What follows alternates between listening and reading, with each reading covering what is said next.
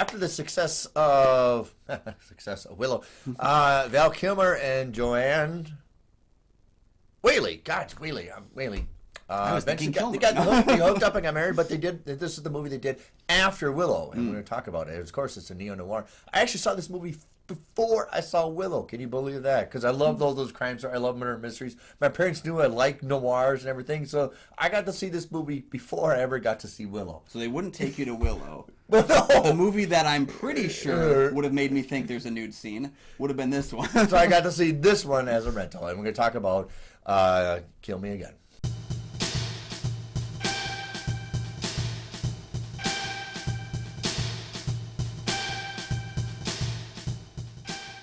Thanks for finding us. Thanks for watching. And for our loyal fans, thank you for continuing to support the show. You can hit the like and subscribe button right down there. That's a little thing you can do for us, but it's a big thing for us as well. Of course, Kyle and I have a Patreon. Check that out for some great deals and great content and an opportunity to tell us what movies we could review for future episodes. With, of course, a shout out to you. And Kyle and I are members of Minnesota Film Critics Alliance. Check out that webpage for critics' reviews as well as ours. And today we're talking about a film I think if you're not a big neo-noir fan, you don't really know about. It's from 1989. It's Kill Me Again. So young detective Jack Andrews is hired by a beautiful and mysterious woman on the run for a difficult and illegal task. Kill her. Well, make her appear to be dead. But when he gets in too deep, he ends up on the run himself from her pursuers as well as his own. Okay, so this kind of is a catalyst to what we'll see in the mid-90s of kind of this revise of neo-noirs. We also will get like tech-noirs with like Split Second and, with the emergence of like Blade Runner, The Matrix and Dark City. This kind of starts what we call in the 90s classic neo-noir, and I'll get to why we call it classic neo-noir. It's directed by John Dahl. This kind of rounds out all our criticism because we did Red Rock Rest, we did Last Seduction, we just haven't done You Kill Me from 2008. Which, our Dahl collection is growing. And don't sleep on Joyride either. Oh, I still like Joyride. Yeah. So we'll probably return to the Dahl store later on and pick up some more. Yeah, and also check out You Kill Me. It's about an alcoholic hitman, Ben Kinsley, who has to go to rehab. But, of course, there's people to kill wherever you go. It's a classic story. Right. So it stars Val Kilmer, Joanne Woodley, but, of course, you have Michael Madsen in it, and then you have Michael Green. He was kind of a supporting character actor. He plays a cop in this, and you see him a lot of an old West movies and TV shows playing either a cop or a cowboy or a sheriff or whatever, a journalist, a hard-nosed. I think he was in the movie we just did, the Billy Freakin movie. Yeah, he was in that too. He was one of the CIA agents. Right.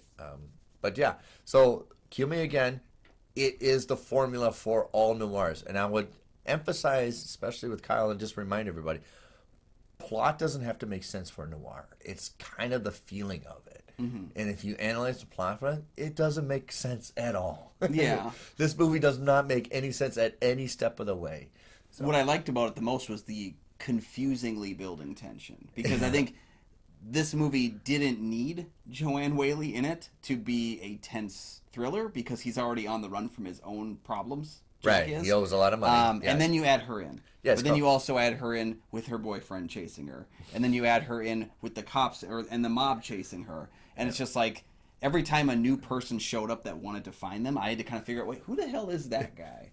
But that's a new guy, right? Like, right. So John Dahl's neo-noirs, and this is kind of, I'll say, classic neo-noirs. So a neo-noir is kind of taking noirs out of real environments, like real set locations, where a neo-noir, and I would look like it's kind of a built set, like Dark City is a noir. And it has that kind of surreal fever dream to it.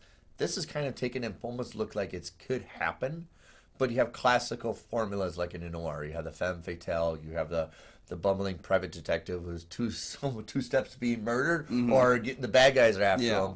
And then you have, the clumsy, bungling, everybody falling for Joanne Woodley, and she's just playing it like, oh, well. Yeah, she does a very convincing job of being somebody I would find to be naive. Yeah. And kind of, circumventing that and still making selling the naive, where behind underneath she's really scheming the hell out of it. Yeah, and I think that's because she has such incredible chemistry with Val Kilmer. And of course, being from the fact that they're married at this point and that they had previously done a movie just a year earlier, right. They've carried that chemistry with them. It's really strong, and I think that's why you second guess it, because I feel like as an actor and as a character, Val Kilmer's second guessing it. And I kind of almost like Val Kilmer's character would have eventually in this world bumped into Nick Cage character from Red Rock West. It almost feels especially like, at the end of the film. Yeah. That driving off, into the sunset moment when you're like, he's going to head over there, isn't he? It's almost like they probably stopped at a cafe somewhere and they just sat and talked about the problems with women that they've encountered. Yeah. And then, duck down when Dennis Hopper drives by. Yeah. Yeah. It's generally a flawed film. I do like the temperament. It does kind of lull after the second act, where you kind of know what's going to transpire. They're going to meet up again, and who's going to take the money, and the whole digging in the trap compartment, and then you get played upon at the end. It feels very much like it's trying to do like Out of the Past, like who really is the bad guy, what's really going to happen. And then, of course, you have Val Kilmer's character's demise, which is not really the true demise, and he comes reprised. So it's kind of very much like you expect from a noir. And when you kind of expect, you kind of like, all right, let's wrap it up. Yeah, I think the strongest thing about the movie is that kill scene, is the fake kill scene, because, again, stepping back from it, it's ludicrous. There's plenty of other things you could do with this lady to help her go into hiding, but instead, we're just going to roll with the idea of faking a death. I think it's ludicrous, but when it's being done, it's the most interesting, the most unique portion of this film within that, new noir kind of a time period. Yeah. I think once we get past that and we fall into kind of the stages of paint by numbers, into the, steps we need to go through, that's where the film slowly loses its kind of tension as it goes. Yeah. And it spikes up again in certain places, like when the mob gets involved and Michael Madsen finally shows his face again. And then you get the idea that Madsen doesn't even care if she's dead or not. He wants to know where Val Kilmer put the money. And so again, like when Madsen shows up again, I think the film gets little spikes. I really like Jonathan Gries in the film. He was the one who kind of played the guy who got the blood for him, his like second partner, if you will. They'd worked together on Real Genius, and Gries would go on to be in the Monster Squad. He played the Wolfman. He was also in Napoleon Dynamite. He was on Lost. I love Jonathan Gries, and I think he doesn't really get a lot of screen time, but he makes the most of it.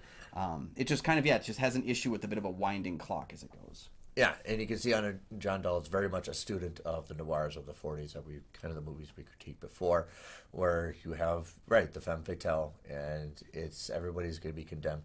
And he always puts a little bit of more hope into it than usual noirs have. There's a little more hope at the end, and this one definitely has it. And Red Rock West had it too, Last Seduction, but this one has a little bit more to it than...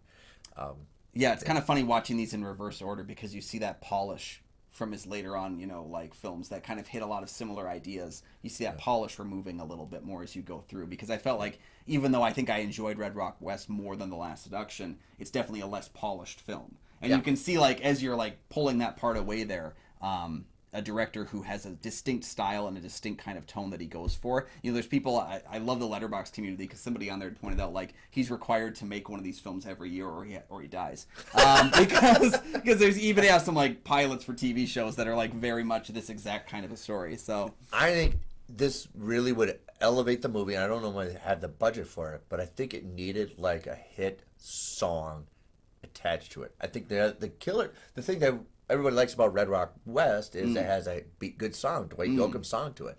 And I think if you put some kind of a catchy song to it, what can overlay the dead scenes in, we're really kind of maybe step up the movie a little bit. Yeah, because I think the early parts, like I said, with that opening probably 30, 40 minutes, the part that's in Reno has a distinct style to it in the film that I feel like is a realistic one. Even though I've never been there, I feel like that's how it would be if I was in Reno. And when they exit Reno and they kind of go on this run portion, it does lose a little bit of its distinct flavor and style. Right. And that's where maybe something like a music or something. Music or give us a more distinct location that they stop and stay at. Yeah. Because again, that introduction, the introduction of the hotel manager, when he's like, yeah, the toilet doesn't work. He's like, yeah, it's fine. Yeah, the shower doesn't work. Yeah, it's okay.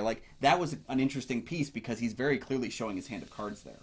Yeah. But that hotel itself doesn't feel like a distinct set, a distinct location. Yeah. And of course, if you love neo-noirs from the early 80s and 90s, I think you need to check this one out. I think if you like Red Rock West or Last Seduction, I think this is a good one to swing back to, because it's definitely my least favorite of the three. I love the hook. I just don't think it sits as strong. Like Red Rock West has, I think, a really intelligently plotted bit of mayhem. Oh, yeah. Last Seduction has a really intelligently plotted character arc. And I don't know that either one of the things character in these centered. films, really dive up to that level. Yeah. But if you enjoyed both of those movies, I would say give this one a try, because it may find that distinction for you. Right, yeah. So, what do you think? You want me to kill you again? I didn't want you to kill me the first time, but yeah, let us know your thoughts on this film. Do you want us to cover a future John Dahl film? We're probably going to do it regardless, but let us know. Shout it out in the comments so we know that you want to see it as much as we do. Thank you so much for joining us. Thank you for liking and subscribing. I know you did already, so thank you for doing it. And we'll see you guys next time, but you can also find all of my film reviews over at goatfilmreviews.com. You can find my show, The St. Paul Filmcast, and you find anywhere you find podcasts. And, of course, I'm out there watching the wars.